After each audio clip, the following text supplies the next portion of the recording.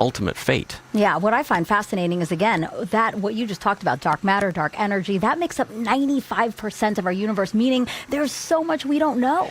We really only know, well, the 5% that we've been able to see thus far. The stars, the galaxies, the planets, you and me, that's 5% of the total mass and energy in the universe. Wow, that truly blows my mind. All the other portions we have yet to discover and learn enough about. And then that second pressing question you said. The second question is about planets around other stars. We call these exoplanets. And what we'd really like to know is whether there are solar systems like our own out there, or whether ours is a common feature or a rare feature, or maybe unique.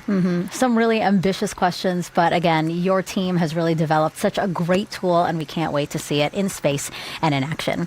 And we will be with you today through launch and when we deploy Roman into space. And over that hour and a half, we're going to introduce you to the namesake of this mission, Nancy Grace Roman, right there.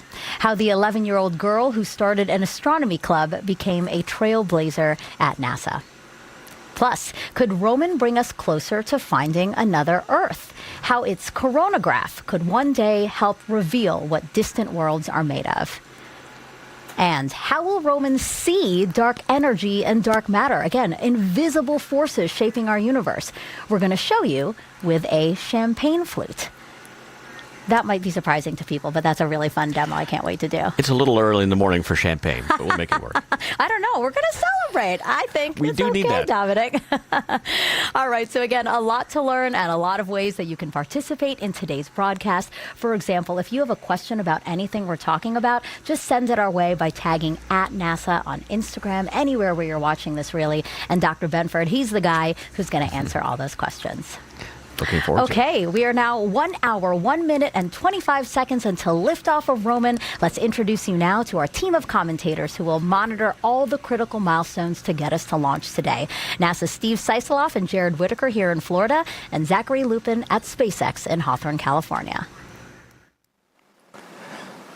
Thanks, Megan, and hello, everyone. My name is Zachary Lupin, and I'm an avionics supply chain engineer here at SpaceX. And it's awesome to see a Falcon Heavy back on the pad again for its second flight this year. And of course, at historic Launch Complex 39A at the Kennedy Space Center in Florida. Now, this vehicle was developed entirely by SpaceX as a heavy-lift version of our proven Falcon 9 rocket. Falcon Heavy's debut flight was back in February 2018 and marked the first time a rocket this powerful, with over 5 million pounds of thrust, had been sent to space by a private company. Now, to date, Falcon Heavy has flown 12 times with 21 total booster landings, 18 reflights, and 100% mission success.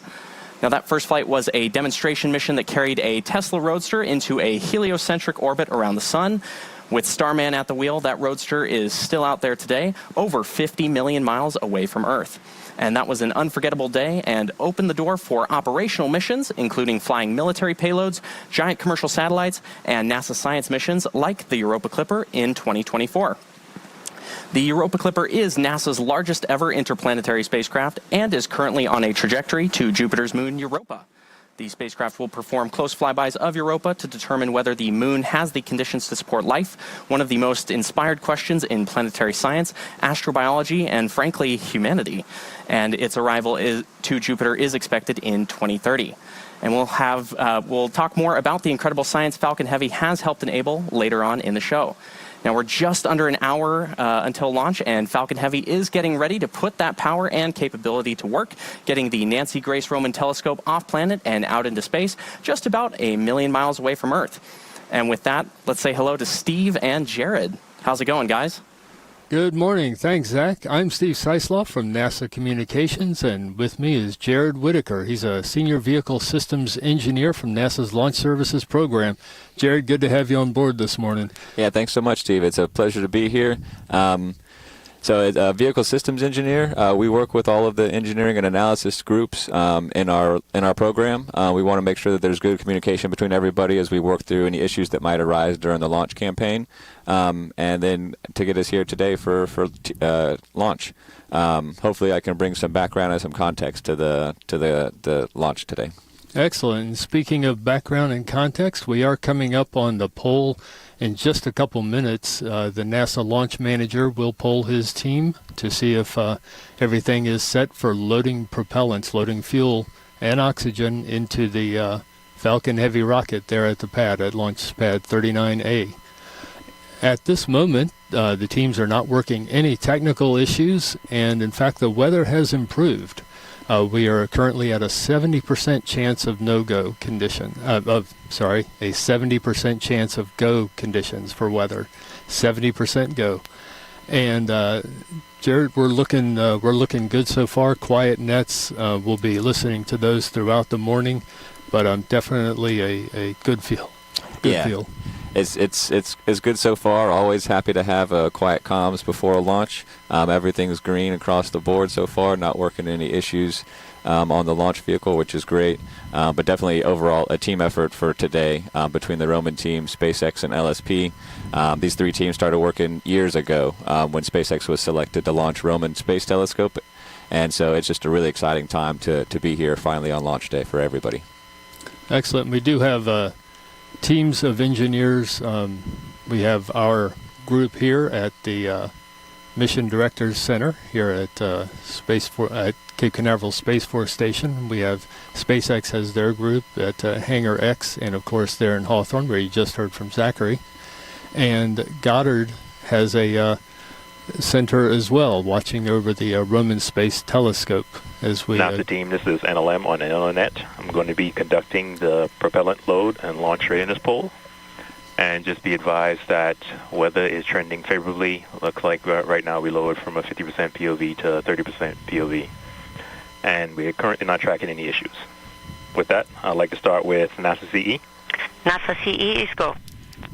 SMA. SMA is go. SMD. SMD is go. NASA MEM. NASA MEM is go. LSP. LSP is go. NASA is ready for propellant load and launch. And there we have it, Jared. Launch. Launch teams are ready to proceed with the propellant loading, and with that, we will go back to Megan at the host desk. Just 1 second. I'm looking for that champagne flute. We're going to need them soon enough, Megan. Yeah, no, that's wonderful. I mean, again, as you just heard Steve and Jared say, weather was trending at 50% go. Now we're at 70% go, so that's excellent news. That's certainly the right direction, Megan. Absolutely. Let's keep it going. Okay, I was ready with my champagne flute, but okay, we'll wait. I know. We'll wait a little bit.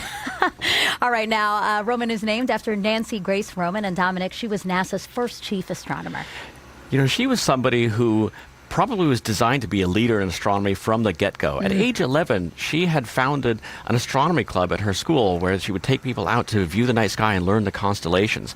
Well, that path eventually led her to NASA, where she became the woman who made all of NASA's first space observatories happen. She understood that the blurring introduced by the Earth's atmosphere was detrimental to astronomy. And if you could get out into space above the atmosphere, it would be so much better. She likened astronomers on the ground looking through the atmosphere like looking at space through stained glass windows. Oh, okay. And so she managed to get all these missions started, including the Hubble Space Telescope. She's known as the mother of Hubble. And so I'm thrilled that we have a telescope named in her honor. Yeah. And speaking of Hubble, again, yes, we're saying that Roman is going to join NASA's already impressive fleet of telescopes. And you just heard us mention Hubble again. Why don't we take a picture that Hubble took back in 1995? Hubble had launched in April 1990, and this is one of its most iconic pictures, the Pillars of Creation.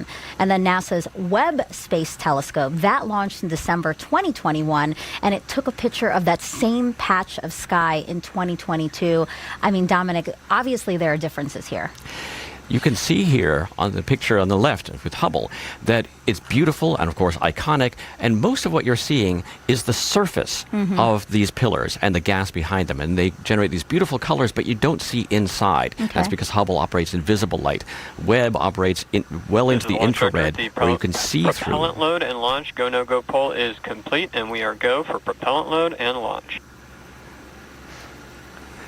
Pausing there just news. really quick. Yeah, that's awesome news. That would be SpaceX's team polling their folks to make sure that they also are ready for launch. Go ahead, Dominic. Great.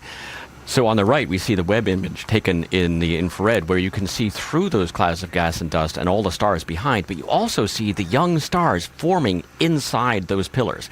That's extra information that you get by going into the infrared. So you have this deep image from Hubble, you have this detailed image from Webb. So what are you missing? The wide image, the context that gives you more information, not just about that area, but about everything around it. And so that is what Roman is adding. That's the new capability that we're adding again to this larger fleet of telescopes. And so the three of them together can operate in concert in ways that we haven't been able to before. So imagine that iconic Hubble image, but then zoom out to 100 times the field of view. This is what Roman gives us.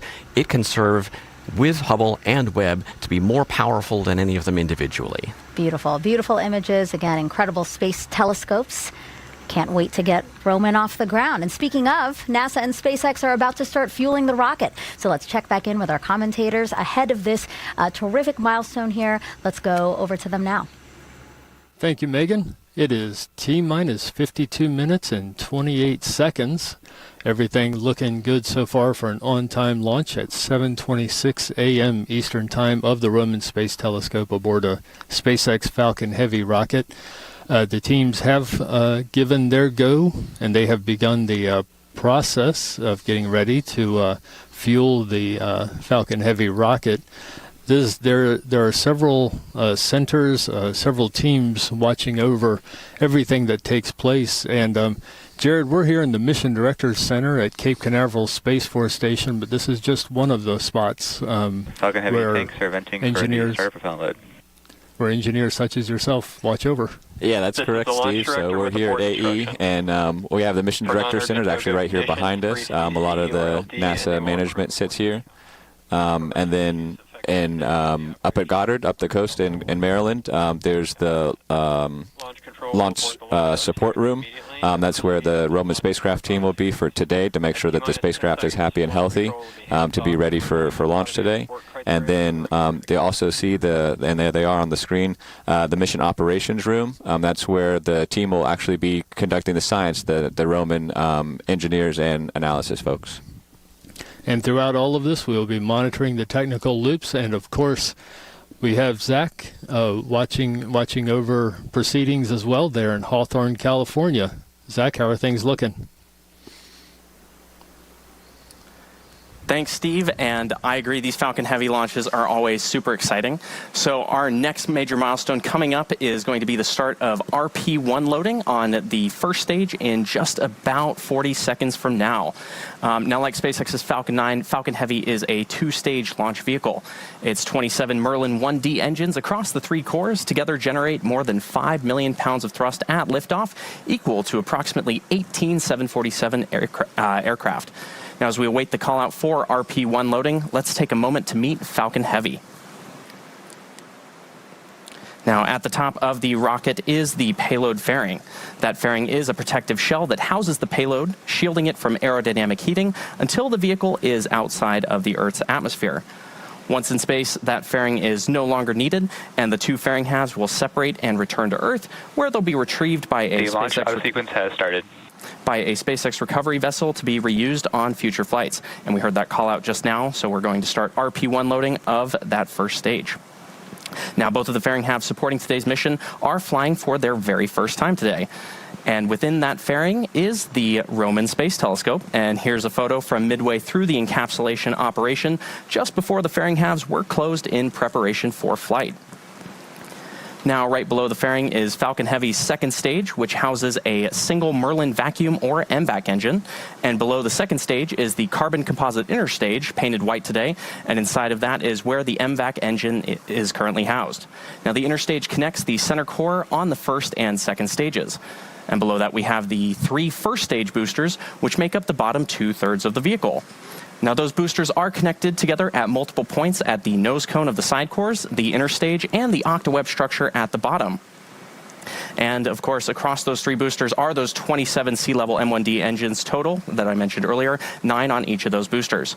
Now, about 2.5 minutes into flight, the side boosters will separate and make their way back to Earth to perform near simultaneous landings at Landing Zone 2 and Landing Zone 40 at Cape Canaveral Space Force Station. And we're just about an hour away from all of that action, and there's still so much to talk about. So let's head back to Megan over at the Kennedy Space Center.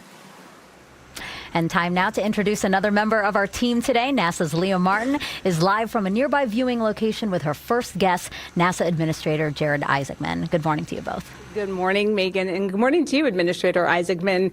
Huge day, a little bit early, but what better reason to get up bright and early on a Sunday morning. Huge day for NASA, huge day for Kennedy, huge day for Roman. How are you feeling? Yeah, absolutely. Good morning, and I completely agree. This is a mission absolutely worth getting up for. I'm beyond excited for the NASA Goddard Spaceflight team, the NASA JPL team, literally the thousands that have come together to deliver NASA's great exploration asset right now, under budget and actually ahead of schedule. This is extremely exciting. I mean, this mission could change our fundamental understanding of the universe. Dark matter, dark energy, maybe 100,000 more exoplanets. I mean, this is a really exciting time. Now, the nation actually has some incredibly ambitious priorities in space. NASA is actually key to helping us do all of those. Talk to us a little bit about what we're seeing in the national space policy and the work that NASA is doing to be able to deliver on behalf of America. Of course. I mean, NASA is at the forefront right now. I mean, executing under President Trump's national space policy. We are returning to the moon. Artemis 2 is just the opening act. And by the way, only a couple days ago, President Trump gives the Congressional Space Medal of Honor to those 4 hero astronauts, not to mention commissions a new National Space Academy. How exciting for the next generation of engineers, scientists, and astronauts coming. But Artemis 2, just the beginning. We got Artemis 3 being assembled right here in a historic landmark, the Vehicle Assembly Building, to launch next year. Artemis 4 for 2028, we return American astronauts to the moon, not to mention we're building a moon base. And think of all the scientific potential there.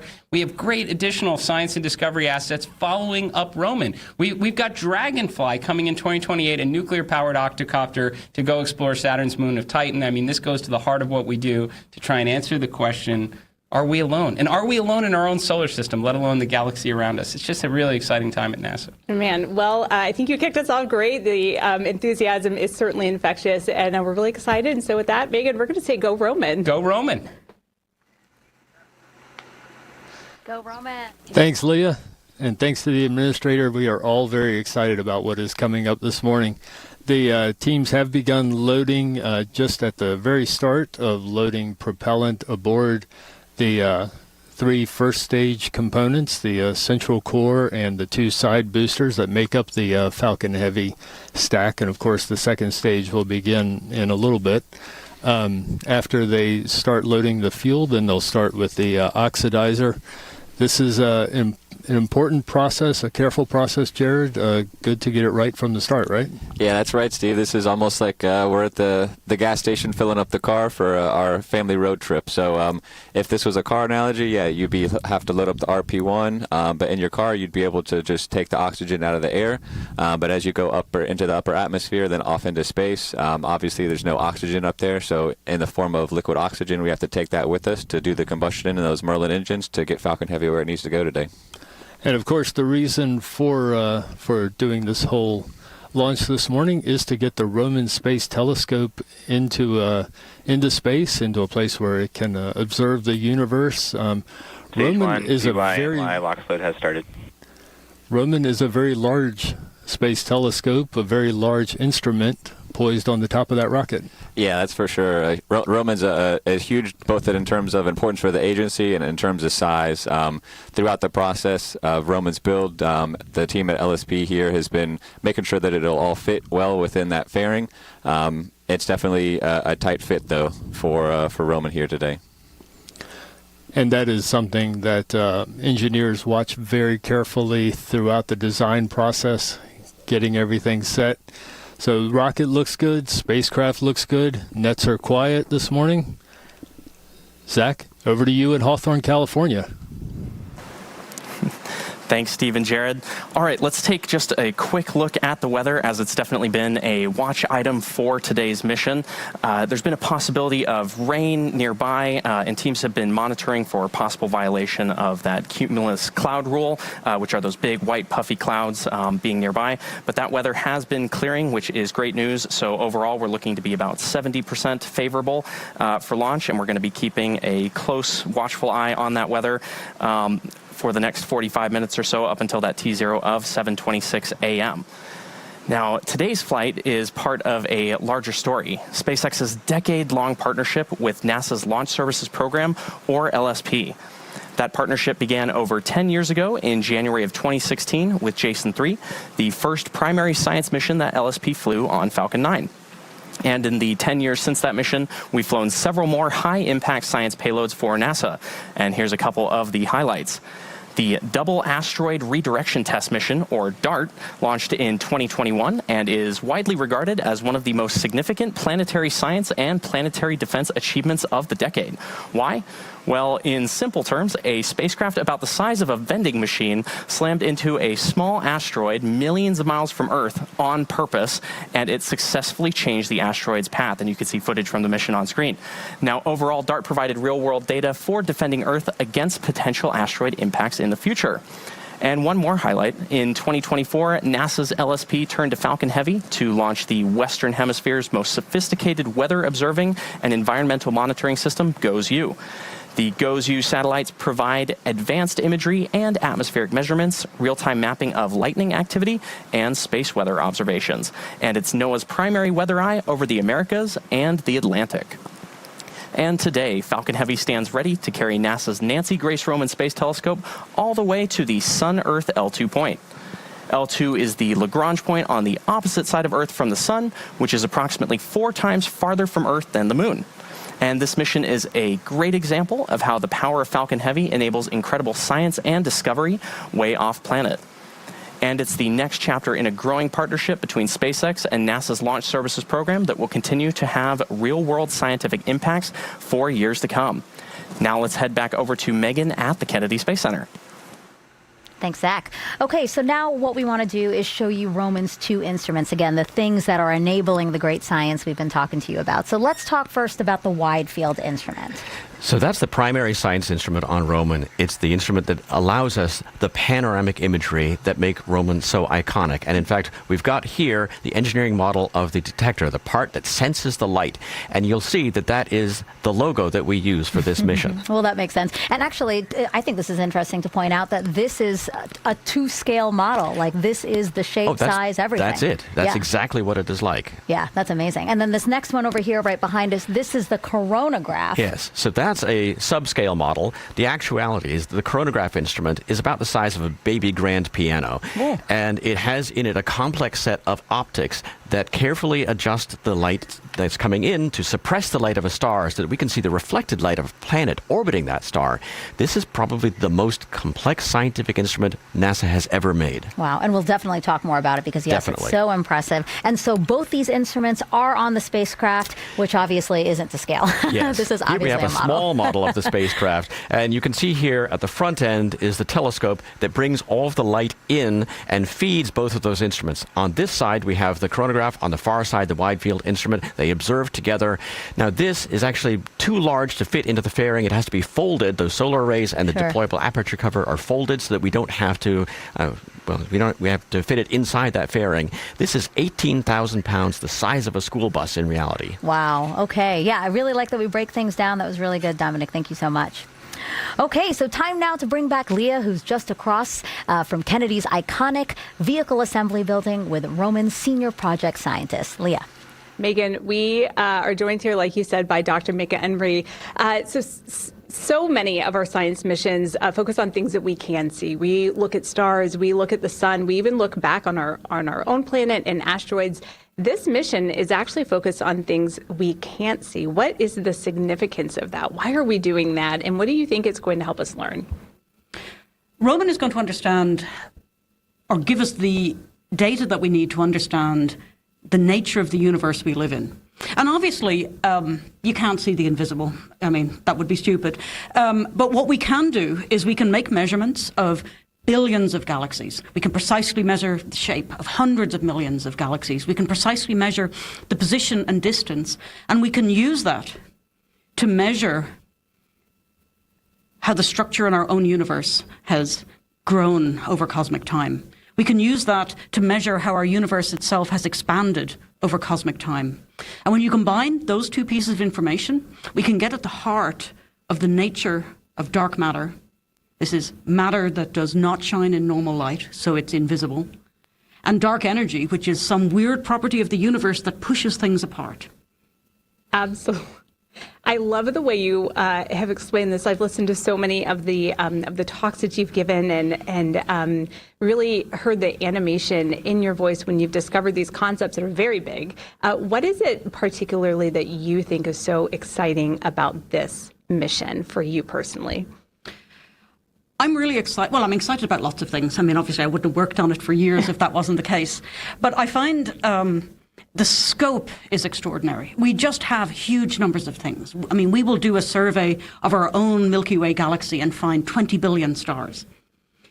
That would make it the largest catalogue of astronomical objects that's ever been produced. It will give us an exquisite view into the archaeology of our own galaxy. And that's just one science case. You know, who doesn't want to? Well, I personally can't imagine not wanting to understand how the universe itself actually works. And then we're going to do an amazing survey of hundreds of millions of stars in our galaxy. We're going to point at a patch of sky, and every 12 and a half minutes go back and take a look. So we're going to have this incredible movie. Unbelievable. And we will find with those, you know, we're not going to just monitor several hundred million stars. We're going to use those data to find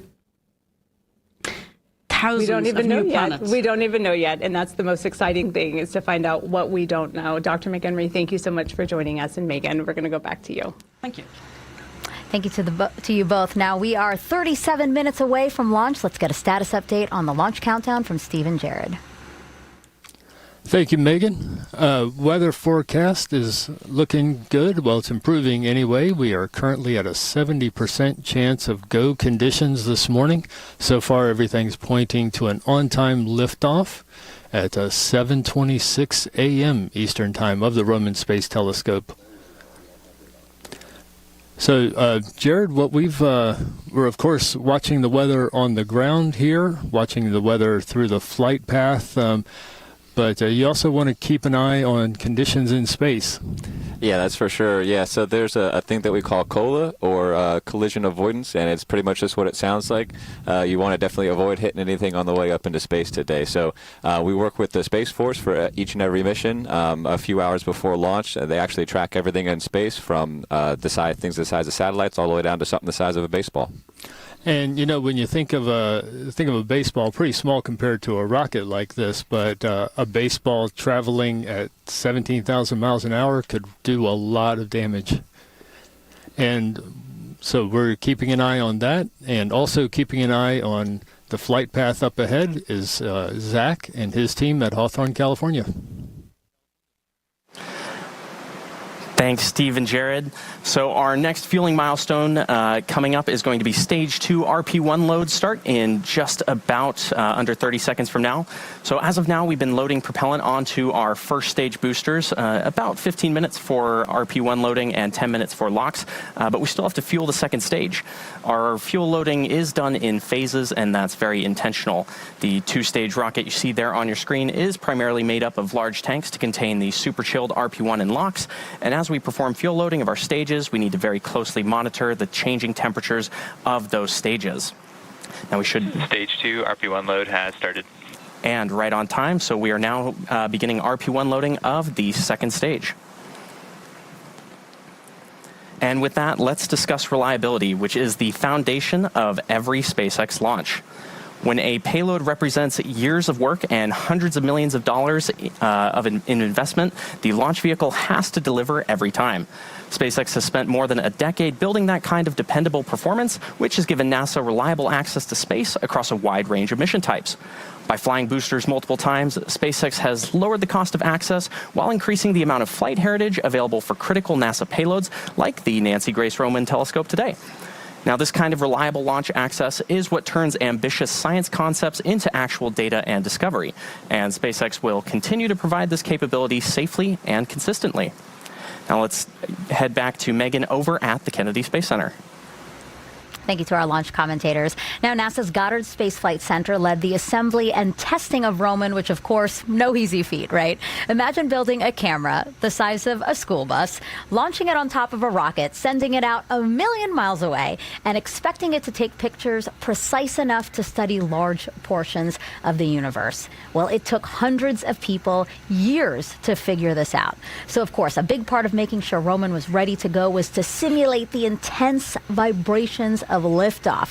You see video here, Roman on massive shaker tables at Goddard. Also, an acoustic chamber that recreates the deafening roar of launch. And then finally, a thermal vacuum testing chamber that resembles the extreme temperatures in space. And then in June, Roman was driven to Baltimore and put onto a barge. It arrived 9 days later here at Kennedy Space Center. NASA's Steve Seisloff shows us the spacecraft's final stop here before it got packed into the Falcon Heavy rocket. I'm here with Ryan Beamer, Launch Site Integration Manager for NASA's Launch Services Program, and we are in front of the PHSF, which stands for Payload Hazardous Servicing Facility. We are on the outside of this building. It's obviously huge. We're going to take you inside and show you why it's so important for a spacecraft like the Roman Space Telescope to come here right before launch. Anybody who comes close to the Roman Space Telescope has to put on a lot of protective gear. Ryan, I guess this is because when you first open the instrument to find out what's out in the cosmos, you don't want to find somebody's fingerprint. That's true. Along with fingerprints, we're worried about things like hair and skin particles coming off of humans. So while we're in here working on the spacecraft, we wear these full-body covered suits. One of the new additions related to Roman Space Telescope is upgrading the air shower for this facility. It blows nice clean air across us to knock any extra particles off of us. And, you know, one of the first things that you notice when you come into this high bay is there's a lot of specialized hardware. What are some of the critical operations that you go through to get Roman ready for launch? Well, once Roman shows up, we need to make sure that it survived its journey across the country. So we did a long functional test for the electrical and computer systems on it. After that, we moved into the fueling operations to put the fuel into the spacecraft, which can be quite hazardous. We use a special fuel called hydrazine for this particular mission. We have to work pretty hard to make sure that our technicians are safe while they're working with it. The PHSF is basically the last place where we get hands-on with the spacecraft before it goes to launch. So that means that it's the last chance we have to make sure everything's working. It's also when the spacecraft's at its most vulnerable. So we need to make sure that this building will not in any way impact the science that the RST is going to do once it gets to space. Of course, this building was built in 1986. A lot of missions have been serviced right over there in the same place the Roman is now. What are some of those missions that stand out to you? The Mars rovers, Curiosity and Perseverance, both of those have come through this facility. It was uniquely suited to support their radioactive fuel that was on board, and also the cleanliness that was required. Excellent. Well, thanks for walking us through, Ryan. This is a unique facility, and I know there's a lot going on and a lot to be proud of. Now we ask you to send any questions you might have about today's mission. So let's answer one now. Are you ready? I'm looking forward to it. Okay, what great. What do we have? So the first one is actually from YouTube, and they said, I have to know, why are the main imaging sensors in that pattern and not laid out like a rectangle? That's a great question. A typical telescope focuses at its best at a point. The Roman Space Telescope was designed for a wide field of view, and so we use a different optical design where the best focus is actually a circle. Oh. And that's where you get the sharpest images. And what you see here is an arc that's a segment of the circle that we've illuminated. We could have made it rectangular, but it would have been slightly blurrier at the upper corner and not as good. So we've made it this way because that's the sharpest image that we can get over such a wide field of view. That was a really great question because, again, people might just think, well, you know, like we can, you know, make a nice design for it. Maybe this is what you want Roman to be known and thought of as, but really there's a scientific reason for it. This is the optimal way of building this instrument. Perfect. Great questions. Again, keep them coming. All you have to do is tag @NASA wherever you're watching this. And actually, now we have a question for you because we are so interested to know, what are you most excited for Roman to study? And we're going to give you 4 options. The first being the dark energy and dark matter questions. How did the universe form and evolve? The second one, about planetary systems. How common are solar systems like our own? The third, for supernovae. These are exploding stars that we can see with Roman halfway across the universe and use it to understand the universe. And then finally, black holes. These are the mysterious objects that are so hard to detect, but Roman can find them using its unique wide vision. Yeah, kind of hard to choose, but we are asking you to choose. So go to NASA's Twitch account to vote. We're looking forward to sharing the results at the end of today's broadcast. Okay, and we're also so thrilled to see so many of you on this journey with us. Already more than 1.3 million of you decided to send your name to space with Roman. And that includes the Artemis 2 crew, actually, as well as a few of the Artemis 3 astronauts. All names are uploaded to an SD card, and that card is part of that commemorative plaque you see on your screen there. It is affixed onto the spacecraft. And actually, speaking of Artemis, it's full speed ahead as teams get prepared for the next crewed Artemis 3 mission next year.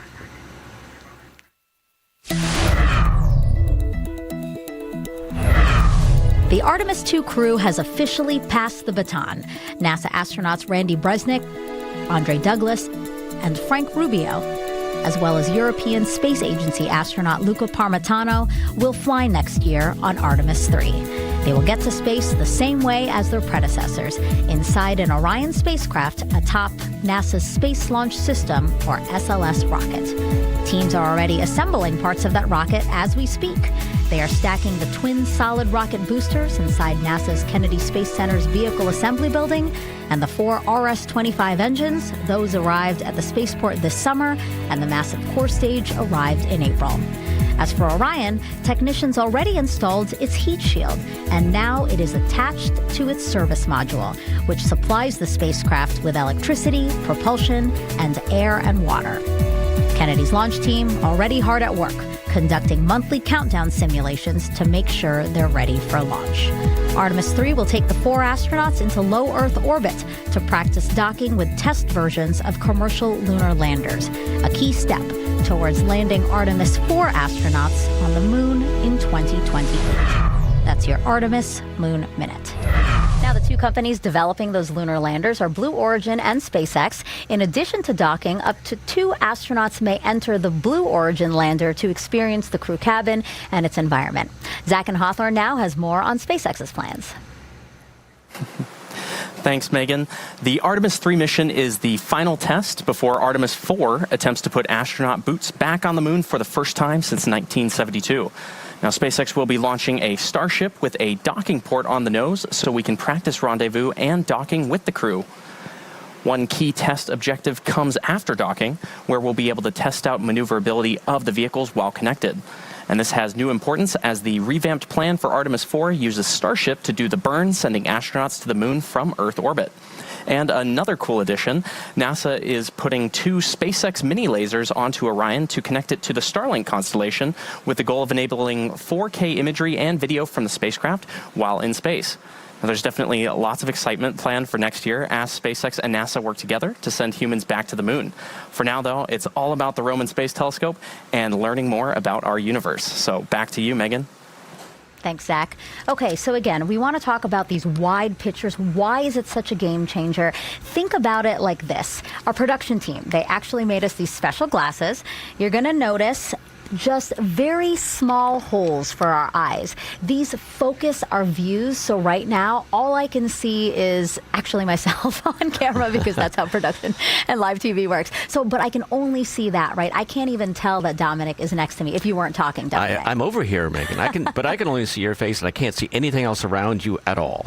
And so what we're going to do is mimic this focused field of view for you guys at home. See, so all of a sudden we're gone, right? All you can actually see is the top of our desk. But again, open it up. We're going to open up our glasses that we have on our faces here. Look at what widening the view does. Now I can see Dominic. Hello there. Hello. Here we are again. We can see the desk. Everything. Yeah, exactly. We can see our props here. We can see our laptops. So explain now how that relates to Roman, why widening out our view is so incredible. Megan, we're able to get a big picture. And by that, I mean the quality is in the quantity of data. Rather than looking at one object and understanding it, we want to understand the host of objects, understand the big picture of the universe writ large. And also, I've heard Dr. Julie McHenry say this all the time. Our universe is such a dynamic place that it's so hard to capture it all at once. But actually, Roman will allow us to capture more. Well, there are objects in the universe that are changing all the time, every second. Stars and galaxies that you have to know to look at. But we have a wide field of view, so we'll be looking at millions of them all at once and understanding them in an entirety. Wide, but still very detailed. How do we accomplish that? We had to make a camera that was able to achieve the same kind of detail, sharpness of image that you get with the Hubble Space Telescope, but with a much wider field of view that allows us to capture all those celestial objects. We could only do this because technology has allowed us to make the largest infrared detector in the world. This. Indeed. And so I'm going to start by saying, well, everybody knows what a camera is like because they have one in their pocket every day, in their cell phone. Everybody's cell phone camera has a detector. That's the part, Megan, that turns light into electronic signals that we then interpret as the actual image. Okay. I have here a very small detector for a modern cell phone camera. It's a 12 megapixel sensor. And the actuality of the sensor is this tiny little black square in the middle. Right there. That little bit is the optically active part that turns light into signals. That little part is everything that we have to make all the beautiful images that you can take with your cell phone. Now, Roman has to do that job over a much wider field of view. I'm going to hand this to you, Megan, and just compare it to the entirety of the Roman focal plane. That detector that you see there is 300 million pixels, and the pixels are larger, so they gather ever more light. They are able to see objects halfway across the universe because we have all that same detail that you'd expect, but so much more information than we've ever been able to acquire before. Sure. Cell phone camera. Roman. Incredible. Exactly. And actually, thinking about it in that way, then when Roman takes its images, I mean, at full resolution, these images will be ginormous. The smallest Roman images will be 1 billion pixels. Oh my when we gosh. take a 1 billion pixel image, there isn't a screen on Earth large enough to display all of that at once. And that's a small image. The largest Roman images will be 1 trillion pixels. If you wanted to view that on 4K monitors, you would need 500,000 of them tiling 45 city blocks to have a single large Roman image encapsulated at once. So then how do you study an image that large? Are you going to buy all those 4K cameras and lay it out in Central Park? Megan, I don't think we have a budget for that many monitors necessarily. But we do have a lot of people, interested astronomers and citizen scientists around the world who would love to have access to this data and can help identify interesting objects and can help machine learning to train computers how to do this so that the computers can do this for us. Great. Technology really advancing what we can do in the scientific community. It's on the cutting edge of what is possible today. Perfect. Okay, we're getting new updates on fueling, so let's head back to Steve and Jared. Thank you, Megan. We are looking good this morning. We are at T-minus 20 minutes, 45 seconds. Fueling continues. We are about 80% on the first stage boosters when it comes to fueling, about 70% or so with the oxygen. And we do have stage 2 fuel load complete with that call. Jared, we're continuing to move toward an on-time liftoff. Yeah, once again, still been very clean on the boards. No warnings or alarms or anything coming up. Always happy to see that. LOX load should start here in maybe a minute and a half or so at 18:30, and then that'll be. We'll also hear call-outs for completion of RP1 load and LOX load a little bit later as well for the boosters.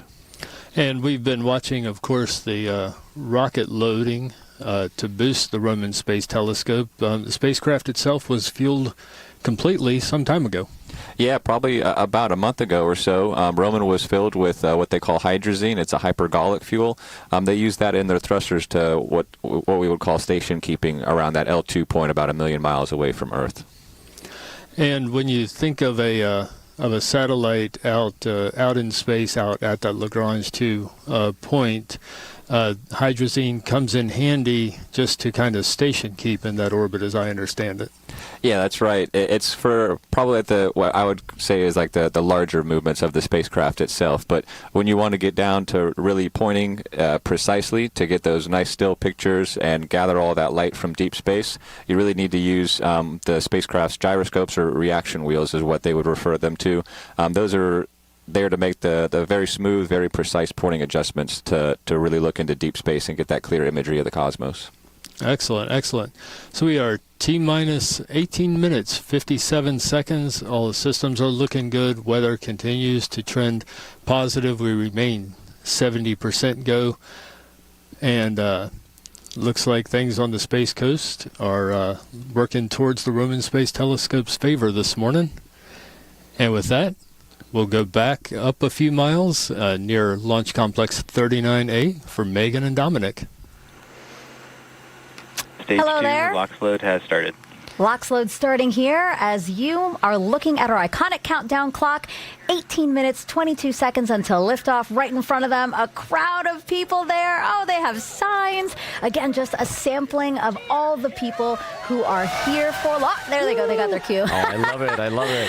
A sampling of all the people here who are on the Space Coast in Florida here for today's launch. Really excited again, as we just heard, that fueling continues with LOX loading, liquid oxygen loading into the vehicle. Again, here we are for Roman's launch. Just as, again, a wonderful day. You were saying before that this is 20 years in the making for you. It's been a long time getting here, Megan, and it's thrilling to see so many people in the crowd here, so many who want to see this, who are just as thrilled about it as I am. And so Roman could change literally everything we know about our universe. Roman was designed to address key questions that people have asked for a very long time. Mm-hmm. One of them is about exoplanets and whether there are planets out there and solar systems out there like our own. Mm-hmm. That situates our place in the universe. Of course, yeah. The other is about the biggest questions on the grandest scales, the fabric of the universe, how the universe that we see around us came to be, pushed and pulled by the competing forces of dark matter and dark energy. These are mysteries that Roman was designed to settle, and I cannot wait to see this launch so that we get those answers. And how do you study mysteries like that with two impressive instruments, right? We did build Roman with two fabulous instruments. One of them is the wide field instrument, and we have the iconic camera with our logo right there. The second is the coronagraph instrument, perhaps the most complex instrument and capable instrument of its kind, that can measure the reflected light of planets around other stars. And so the coronagraph, this is a smaller model. Obviously, the larger one, as you said, is closer to the size of a baby grand piano. Actually, the detector here, this is the actual size. So just really cool to have these visually here for us. Yes, that is the actual size of the detector. Of course, it's in a camera that's the size of a commercial refrigerator. Oh, my gosh. Okay, so speaking of the coronagraph, NASA Jet Propulsion Laboratory in California led the design, construction, and testing of it. Leah is back this time with Jason Rhodes, a cosmologist at JPL. Good morning, Megan, and good morning, Jason. Thanks so much for joining us all the way from JPL. It's great to have you with us today. So this isn't the first coronagraph that is actually launching into space, but it is the most powerful. How so? Well, the Roman coronagraph will be about 100 to 1,000 times more powerful than any coronagraph flown in space. And this is because the Roman coronagraph is going to use a number of new technologies debuted together for the first time in space. These include technologies like single photon counting detectors. When you're blocking about 100 million or 1 billion photons from the very bright star for every single photon you get from the planet, each of those planet photons is precious and we want to capture it. Another of these technologies is these small deformable mirrors, about this big, and these deformable mirrors have about 2,000 pistons over the mirrors that allow us to change the shape of the mirror. And by changing the shape of the mirror, we're able to correct small imperfections in the telescope or the optics to put the starlight away so that we're only capturing the planet light on the detector. And we're going to do great science with these new technologies on Roman, but the real goal is to test them out for possible future use on a future coronagraph that would use these to look for signs of life around planets outside of our solar system. So this coronagraph will actually conduct a series of observations. So when you get those first images back, what are you hoping to see? Well, the first thing we hope to see when we use the coronagraph is essentially nothing at all. If the coronagraph is working correctly and we point it at a bright star, we're not going to see any of the star's light, and that means it's working. So we're going to be excited to see essentially nothing at all. But really, then what we want to do is we want to move the coronagraph from that bright star that we're using to calibrate it to a bright star that has a known planet. And while the Roman coronagraph won't be able to look at planets as small as Earth around sun-like stars, it will allow us to take the first images of a planet like Jupiter around a sun-like star in reflected light. And that is going to be an amazing science opportunity, but it's a huge step forward in developing these technologies that are going to be used on a future coronagraph to look for signs of life around exoplanets. So it's within my professional career to be able to search for life outside of our solar system. Great. Jason, thank you so much for being here today. And Megan, we're going to send it back to you. Thank you to you both. Now, Roman will take its pictures from a special spot in space called the Sun-Earth Lagrange Point 2, or L2, and it is way farther from the farther than the moon is from Earth. It's actually 4 times farther. Why there? Well, it's about 1 million miles away, so that from its vantage point, the sun, the moon, and the Earth, which are bright and hot objects, are all to one side, and we keep our solar arrays so that that makes shadow where we are and where the telescope is, and so we have a relatively unobstructed deep space view of the darkest sky. We can be very efficient in our observations because there isn't a bright star or a bright planet in the way. Okay, gotcha. And then it actually won't be alone there. We have Webb at L2. For the same reasons, the James Webb Space Telescope was also sent out there. But you don't have to worry. Even though L2 is a point, neither observatory goes just there. They actually do an orbit around that point, and that orbit is larger than the moon's orbit around the Earth. So they're very far apart from each other. It's totally safe. Okay, perfect. But we did get some questions about that, so we did want to address it. All right, so then, Dominic, when can we expect to see Roman's first images? So when we send Roman out there 1 million miles away, it will take about 3 months to get out to that point, during which time we are turning on the instruments, aligning the telescope, calibrating everything so that we are ready to begin efficient observations as soon as we're there.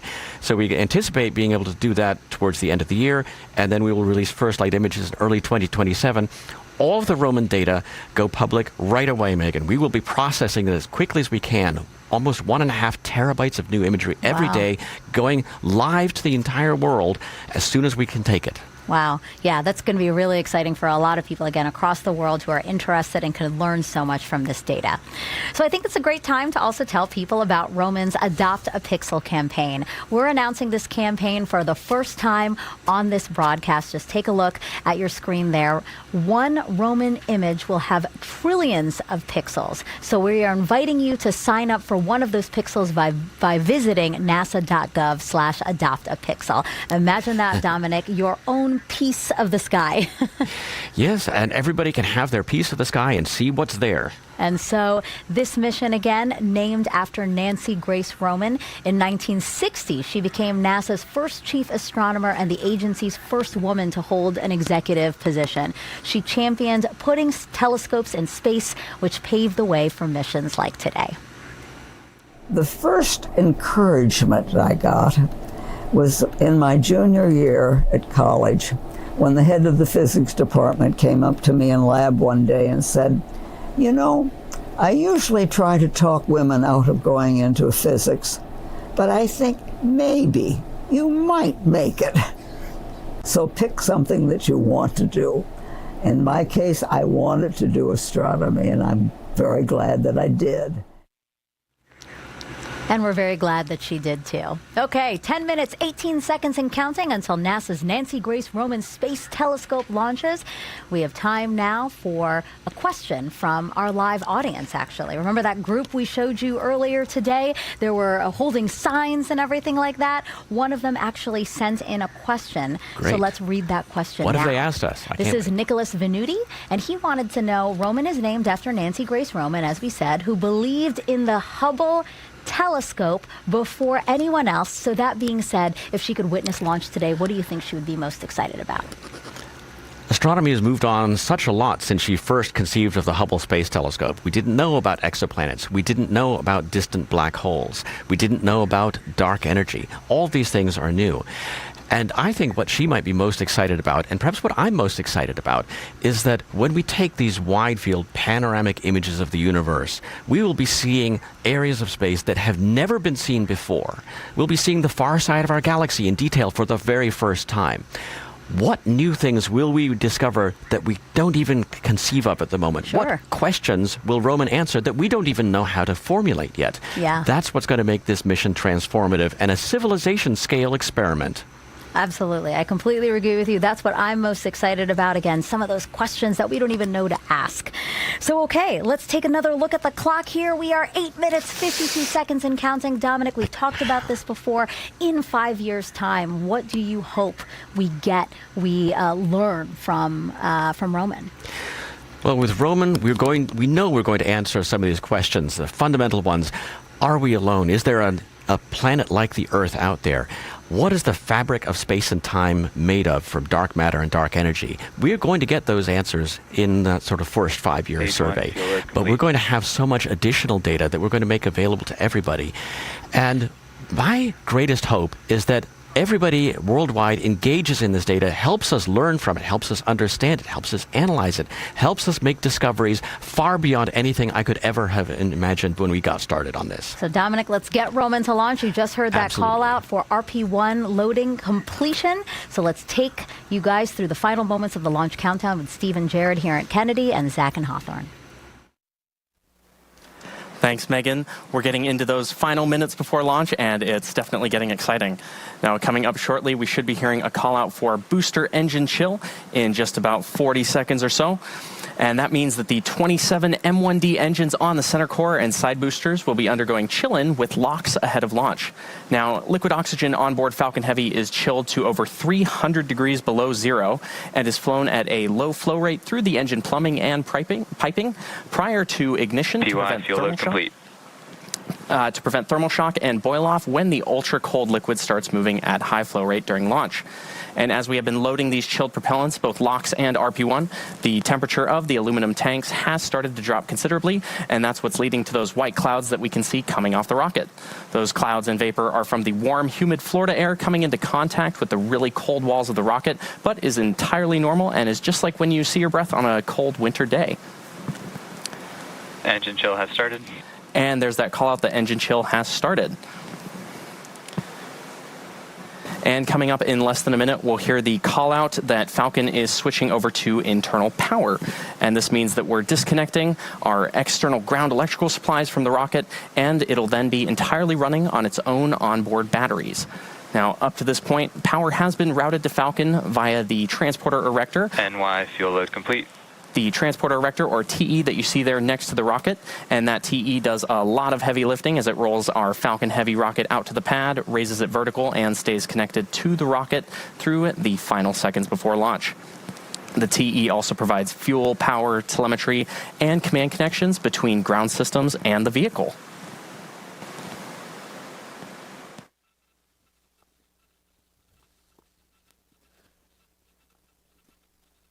And we are 6 minutes from the launch of NASA's Roman Space Telescope atop a SpaceX Falcon Heavy rocket, fueling going well this morning, both on the boosters and on the central core stage, as well as stage 2. Oxidizer load also still underway on stage 2. And Jared, we can see some of that venting that Zachary was just explaining there into the Florida sun. Yeah, that's for sure. Definitely lots of cold liquid oxygen on that rocket, and we've had plenty of rain here lately in Florida. Luckily, looks like the weather is clear, as you can see. We're still green on the range as far as weather is concerned, and the weather radar looks pretty good. So I'm thinking that we shouldn't be constrained by the weather today, this morning. So that'll be great. And launch specialists like yourself, you kind of enjoy this silence that we're hearing on the nets this morning, because it really means they're not discussing any technical issues. The call-outs that we're hearing are the usual ones that we would expect. Falcon Heavy tanks are pressing for strong back retract. Yeah, that's for sure. And yeah, we just paused there for Strongback retract call that Falcon Heavy is getting pressurized, and so that you're pretty much getting up to your flight pressures, make sure that the vehicle's nice and sturdy. As Zach mentioned before, that TE, or the transporter erector, rolls the Falcon Heavy out from the pad and then takes it vertical. But a little bit later here, in just maybe 15 seconds or so, you'll see the clamp arms up near the top. They'll actually pull away from the top just below the fairing there. Strongback retract has started. And then we just heard the call out for Strongback retract starting, which is great. That's pretty much just, it'll recline a few degrees just to get out of the way for when Falcon Heavy lights, and hopefully goes off to space here in 4.5 minutes. And as the launch pad machinery gets ready and into its launch positions, we are expecting the NASA side, the NASA launch manager, to conduct. NLM, it's LD looking for the NASA status check. Yeah. This is NLM. NASA is go for launch. Good words there from the NASA launch manager. Go for launch this morning. We are at T-minus 3 minutes 45 seconds for heading toward an on-time liftoff just after 7:26 a.m. of NASA's Roman Space Telescope. Yeah, that NLM poll is a really important one. That's the NASA launch manager, like you said, giving SpaceX launch director the go that the NASA team is ready. Behind the scenes, the NLM would have gone and polled his engineering team, the spacecraft team, safety and mission assurance, everybody on the NASA side to make sure that everybody is green and everything's looking healthy, which is great. And then, as you heard, he is go for launch. So we are go for launch for NASA. PY lock sled complete. And we have, as the rocket continues to put its final propellant on board, NY lock sled complete. We also know that the spacecraft sitting on top of the nose there that's heading into space, that is on internal power. So it is running off its own batteries. Of course, it's covered up by the fairing, but it can run on those batteries for a little bit. Stage 1 lock sled complete. Before it has to pick up some of the sun's energy. Yep, that's for sure. And we just heard on the loops, LOX load is complete for stage 1, which is a great sign. So we're going to go back to Hawthorne and Zach for the last 2.5 minutes before launch. Yeah, thanks, Steve. So coming up in just about 20 seconds from now, we should be hearing the call out for stage 2 LOX loading completion. And at that point, the Falcon Heavy will then be fully loaded with nearly 3 million pounds of propellant comprised of RP1 and LOX. So we should be hearing that call out for stage 2 LOX load complete. And there's that call out right on time. Now, coming up shortly, we'll be hearing a call-out for closing out of gaseous systems, called out as ground gas closeouts, and that'll consist of topping off tanks and sealing vents in order to maintain pressure in the vehicle. And we should be hearing that call-out in just about 15 seconds or so. And weather, of course, is now looking beautiful there in Florida. And we're right on track for launch in just about a minute and a half from now. Ground gas closeouts. And there's that call out for ground gas closeouts. Now looking ahead at the T-minus 1 minute mark, Falcon Heavy will enter startup and the onboard flight computers will take over the launch countdown and both stages will begin pressurizing for launch. So we should be hearing that startup call in just a few moments.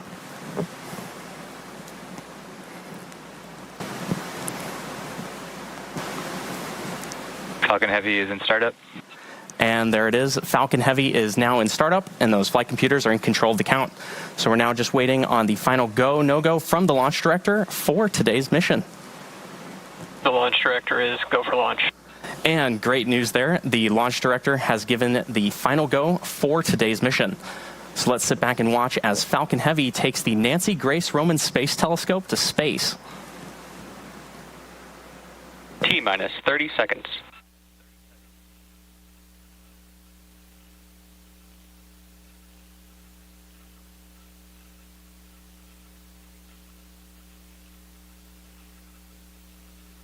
T-minus 15 seconds.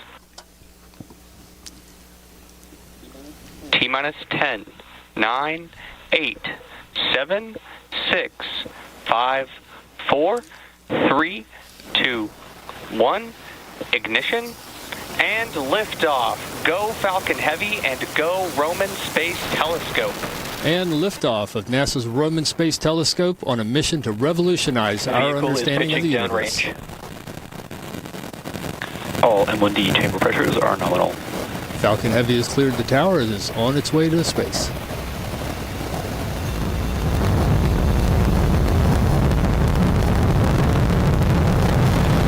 Looks like a beautiful launch so far, Steve. Great shot there from on top of the rocket, looking down, and then now tracking up, looking at those 27 Merlin engines, lifting the Falcon Heavy and Roman Space Telescope off into space. Falcon Heavy soaring. Power and telemetry nominal. Falcon Heavy soaring into the Florida sky. We are 53 seconds into this flight. Rocket will be heading into max Q. Falcon 9 is supersonic. Picking up speed and altitude very quickly. Engines will throttle down slightly to reduce the mechanical pressure and the mechanical stress on the rocket. Max Q.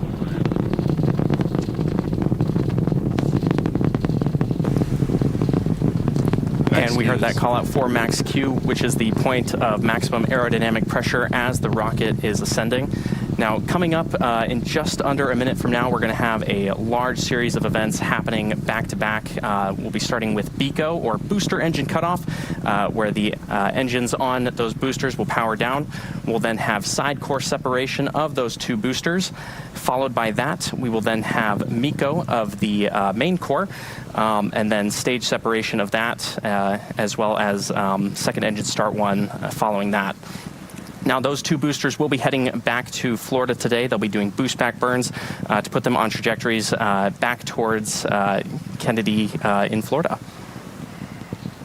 Now, we should be hearing that call out for BECO in just about 13 seconds from now.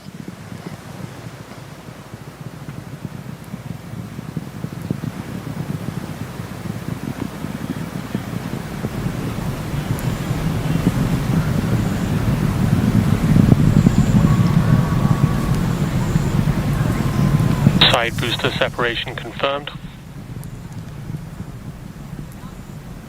And there we saw stage separation, and you can actually see the view from the main core on the left, and then the two side cores on the right-hand side of your screen. PY boost back startup. NY boost back startup. And there's confirmation of the boost back startup on those two side core boosters. So at this point, both Falcon Heavy side boosters are performing their boost back burns, which is the first of 3 burns each side booster will undergo on the way back to Cape Canaveral Space Force Station. Now, the primary objective of the boost back burn is to quickly reorient the side boosters onto the required return trajectories, and this is required in the event of a return to a launch site as opposed to a drone ship ocean recovery. And today they're headed towards landing zones 2 and 40 in Florida. Now, meanwhile, in the center core, the 9 M1D engines are continuing to power Falcon Heavy on its nominal trajectory.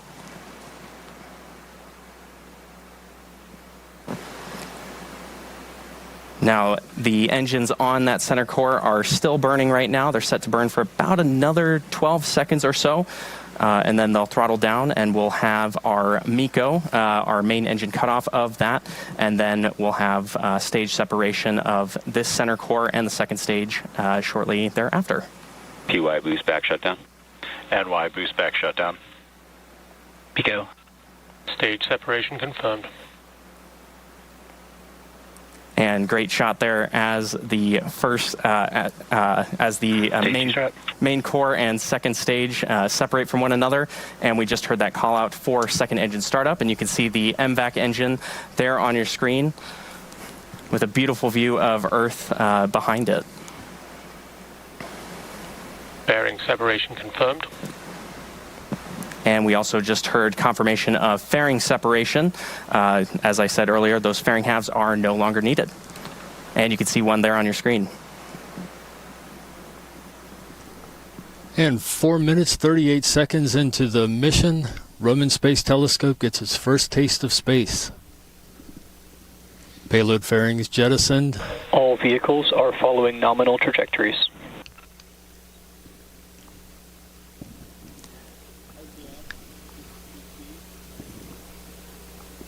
And we are coming up on an expected AOS, or acquisition of signal, important step. really just getting spacecraft's just sending its pulse over the NASA systems.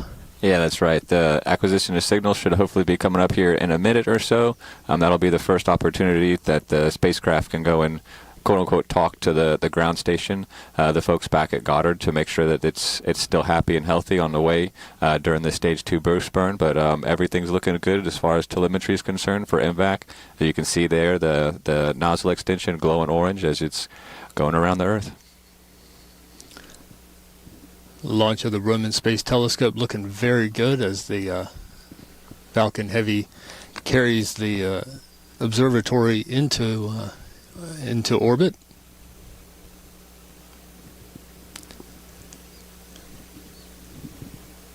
Of course, the Roman telescope won't really open its eyes, so to speak. Stage 1 FTS is saved. Until later in the mission when it gets out to that Lagrange 2 point about 1 million miles from Earth. Everything that we're seeing, rocket performing exactly as it's supposed to.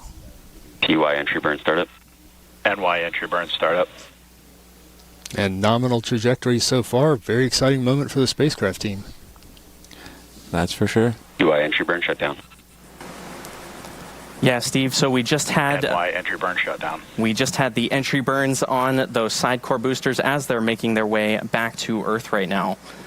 Now, as mentioned earlier, we will be attempting to recover both side boosters, which are targeting a landing at Landing Zone 40 and a landing at Landing Zone 2 at Cape Canaveral Space Force Station.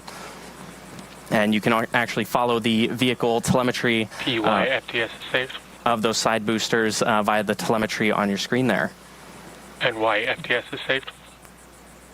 PY transonic. Now, we're just waiting for those landing burns to start up in just about 10 seconds from now.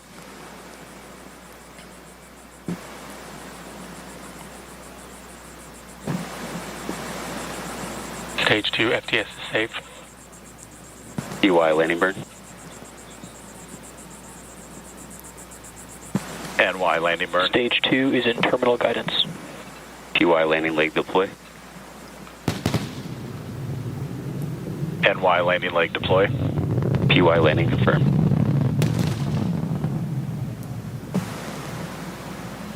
NY landing confirmed.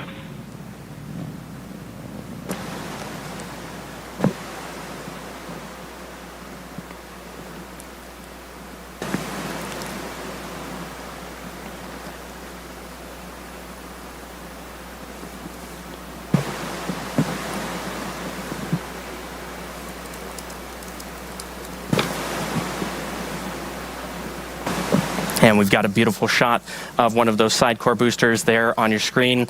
We did, of course, have confirmation of successful landings of both of those side core boosters, and certainly most people in the vicinity heard those sonic booms.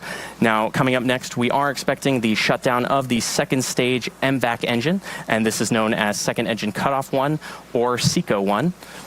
And we should be hearing that call out here shortly, and afterwards we'll just be waiting for confirmation of good orbit. Nominal orbit insertion. And there's that call out for nominal orbital insertion after we turn off the MVAC engine on the second stage there. So coming up next, we have a bit of a breather coming up before the next milestone for the mission, SES-2, when the MVAC engine on the second stage restarts as it continues to its orbital destination. So let's hop back over to Megan and Dominic at the Kennedy Space Center in Florida. How did that launch look, guys? Amazing. Almost didn't make it back here. Oh. We went outside to watch it. It was great. In some ways, I could never believe that this moment would actually happen, and it is here and far more beautiful than I could have anticipated. Yeah, how Megan, does it feel? I'm so glad that we've done this. Oh, I'm so glad. Thank you so much for what you and the... Oh, yeah, no, thank you for sharing it with us. Again, what you guys and the team have developed here is amazing.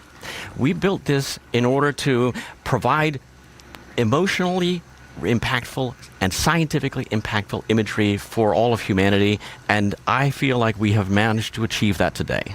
And now it is up in space, on its way there. Let's actually take another look at that launch, just in case you missed it. It was just 10 minutes ago from here at Kennedy Space Center. 1, ignition, And liftoff. Go Falcon Heavy and go Roman Space Telescope. Again, NASA is hoping this mission will help answer some of the biggest mysteries in the universe. And in order to do that, it has to go more than 1 million miles away to a place called Lagrange Point 2 or L2.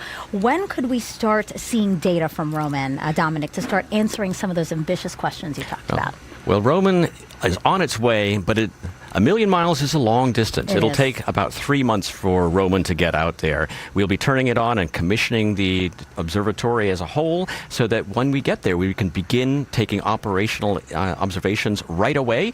And those data will start to become available and public around early 2027, and we'll be releasing them every day as we process the data. I can't from wait. then on. Can you wait just a couple more months? We can wait a couple more months because we've got a heavy load of work to turn this instrument on and make it as amazing as it was designed to be. Absolutely. And so, again, a lot to unpack about this mission. If you have any questions about anything that we're talking about, send them our way by tagging @NASA anywhere where you're watching this broadcast. Okay, Roman is a flagship mission, as we've been saying, for NASA Science. With our Leah Martin now is Nikki Fox, an Associate Administrator for NASA's Science Mission Directorate, and Sean DeMoggle-Goldman, NASA's Astrophysics Division Director. Hi, Megan. Like you said, I'm joined here by Nikki and Sean, and I have to say I was able to watch your faces right after that mission launch. I don't think I have ever seen two people more excited probably to see a spacecraft lift off. So congratulations, first of all, to the both of you. Extraordinary launch, extraordinary being able to see your reaction. Thank you. Just after someone attacked her and told 911 this. 911, your emergency.